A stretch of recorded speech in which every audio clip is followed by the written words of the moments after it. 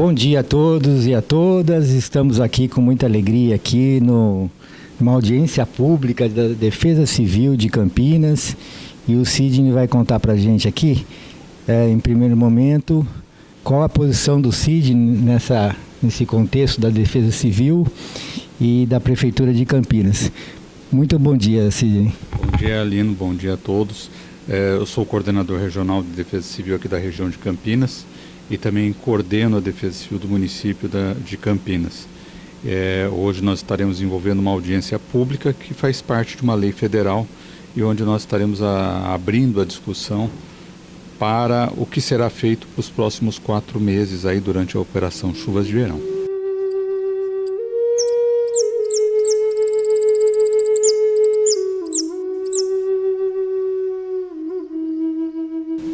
Maravilha. Você sabe que nós temos o projeto aí, Paz Amazônia, rumo à COP30, que tem tudo a ver com crises climáticas e tudo a ver com um projeto que a gente desenvolve há algum tempo, que é o SOS Paz Solidária, em socorro humanitário às vítimas das crises climáticas.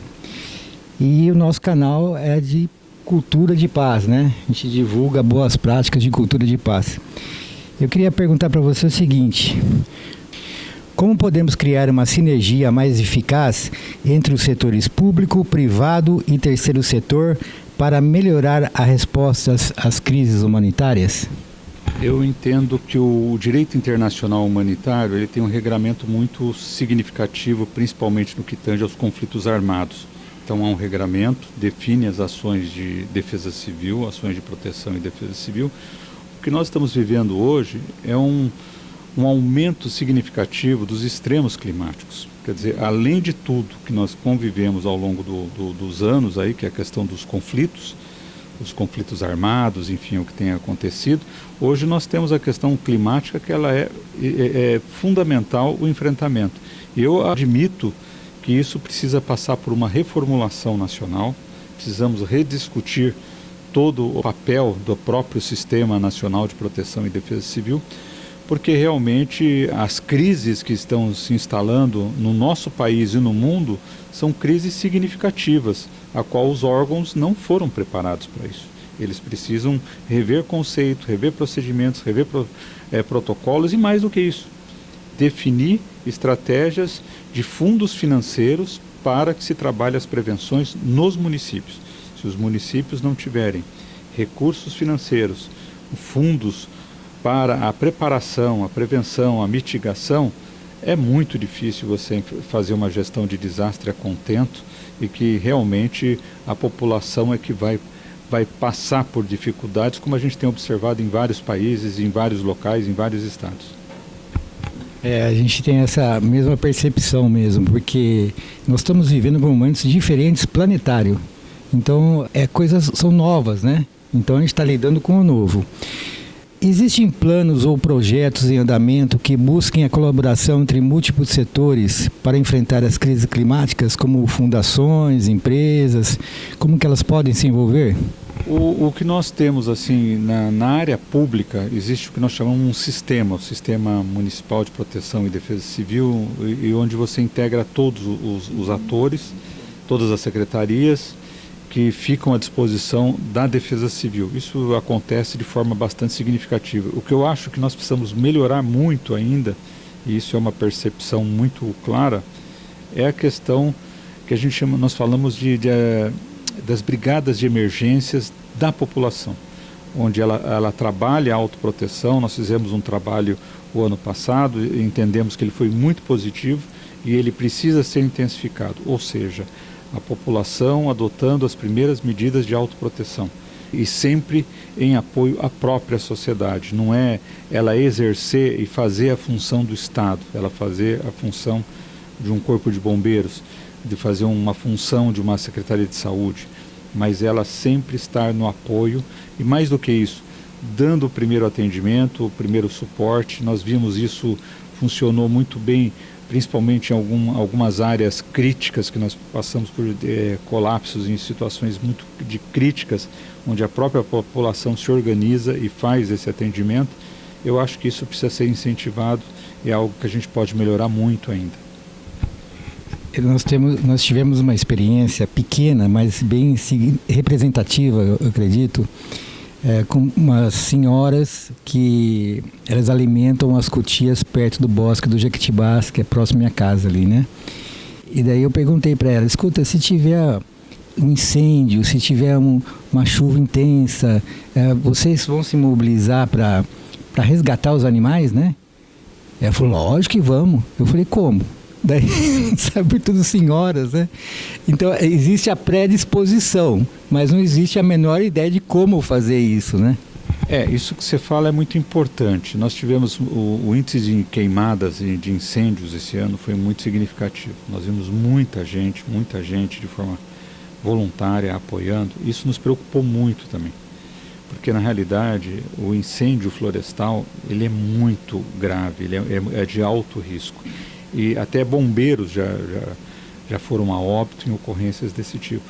Então nos preocupa muito esse tipo de situação e a gente precisa organizar mais essas atividades com o Corpo de Bombeiros, com outros órgãos, principalmente porque a solidariedade é uma natureza humana, é algo que ela nasce de forma espontânea.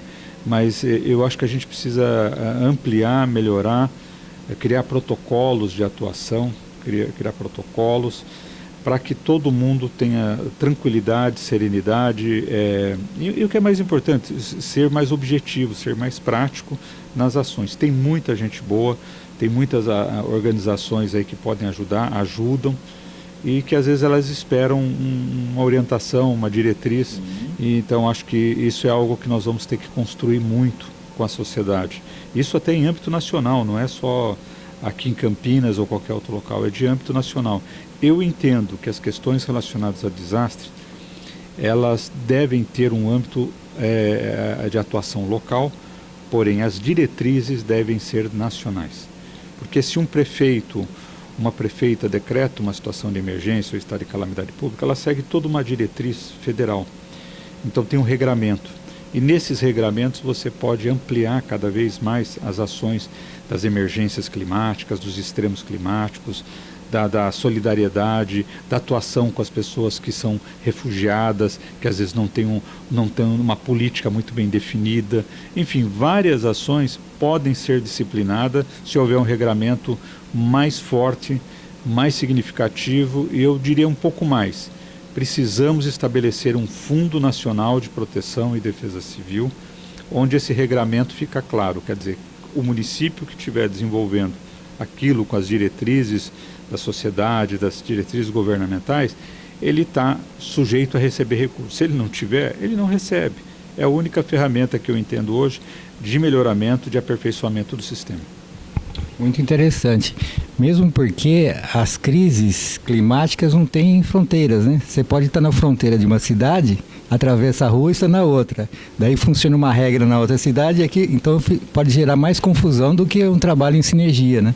Eu diria que a Covid materializou isso. A Covid, acho que depois da Segunda Guerra, foi o maior desastre global que nós tivemos. Ele demonstrou, nações poderosas ficaram de joelho, ficaram em condições aí, de dificuldade. Isso pode acontecer novamente. Isso é uma possibilidade. E está acontecendo hoje de forma constante. Um desastre de grandes proporções, ele não atinge apenas uma cidade, ele atinge toda uma coletividade, toda uma região, todo um estado. Nós vimos agora recentemente o estado do Rio Grande do Sul.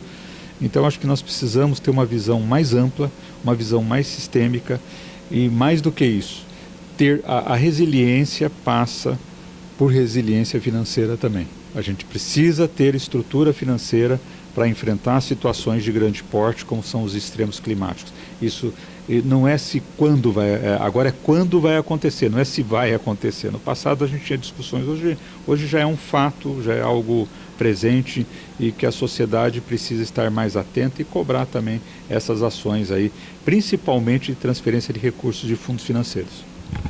Entendi.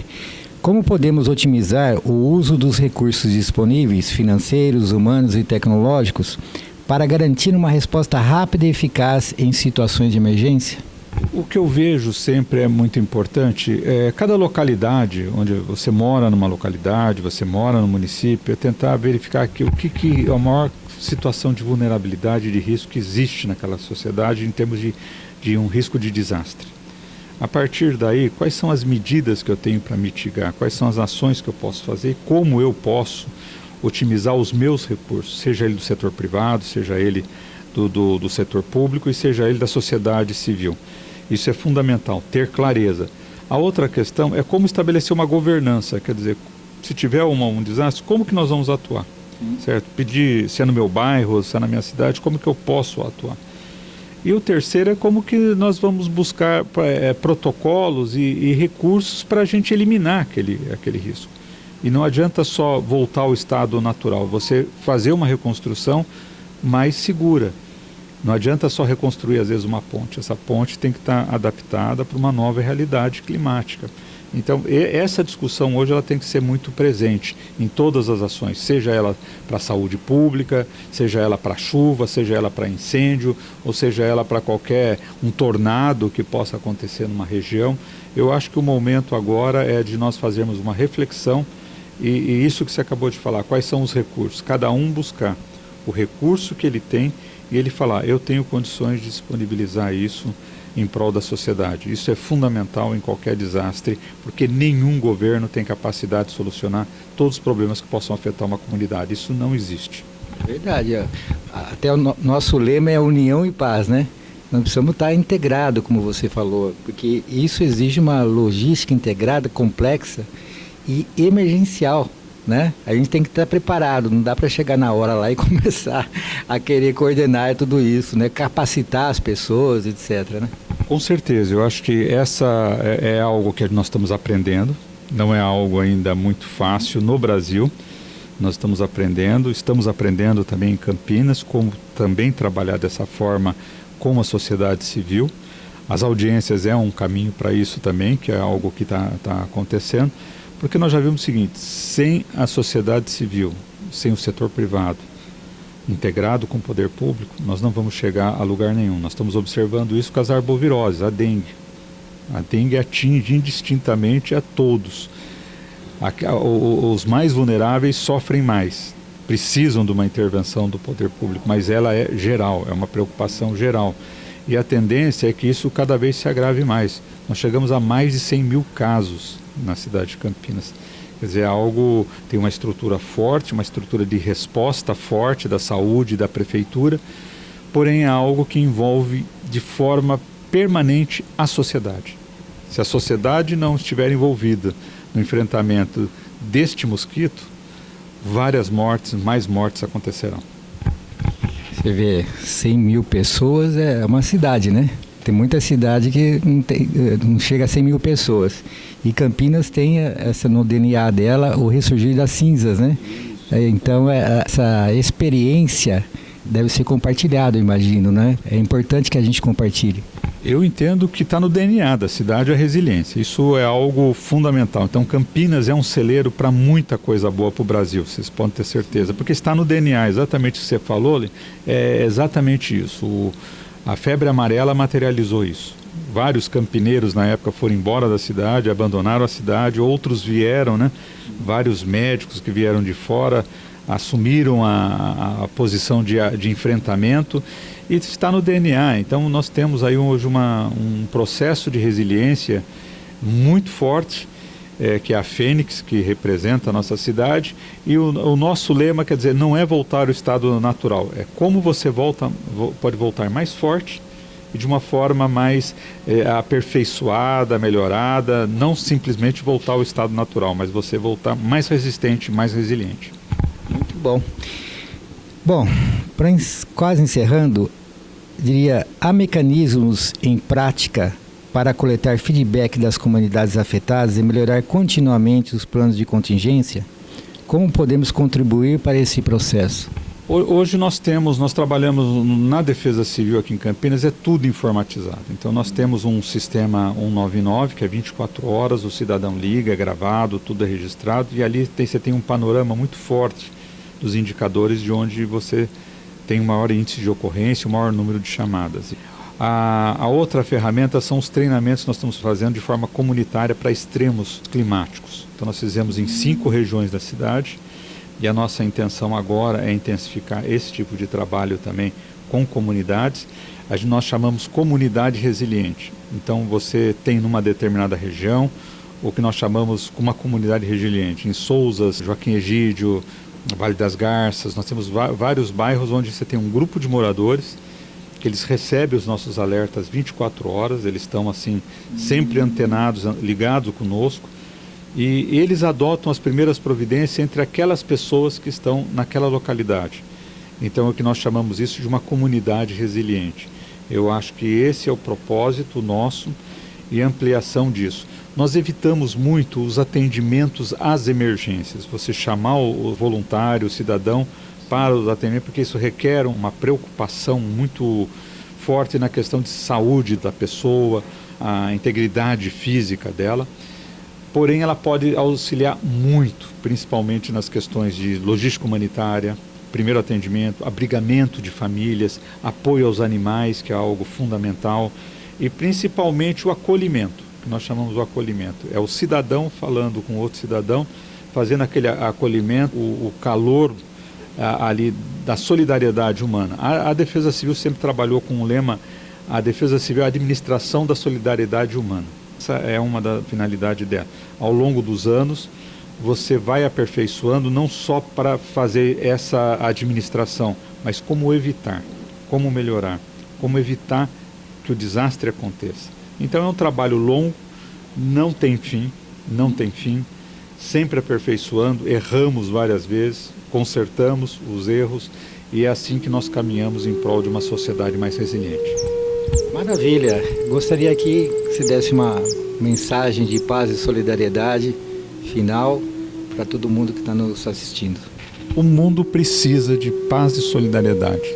Isso é inerente à questão humana, faz parte da nossa... É fundamental. Sem paz e sem solidariedade não chegaremos a lugar nenhum. Precisamos um dos outros. O lema da Defesa Civil somos todos nós. E isso não pode ser artificial. Ela não pode ser atendendo apenas a alguns grupos. Então ela precisa ser de forma mais abrangente e nós estamos à disposição para ajudarmos a construir. Maravilha! Esse foi o Sidney, da Defesa Civil aqui de Campinas e região, né? E agradeço muito. E estamos à disposição para contribuir aí, para divulgar todas essas práticas aí, que é bem importante para nós, também nessa perspectiva da paz e solidariedade, tá bom? Eu que agradeço, Lena, muito obrigado.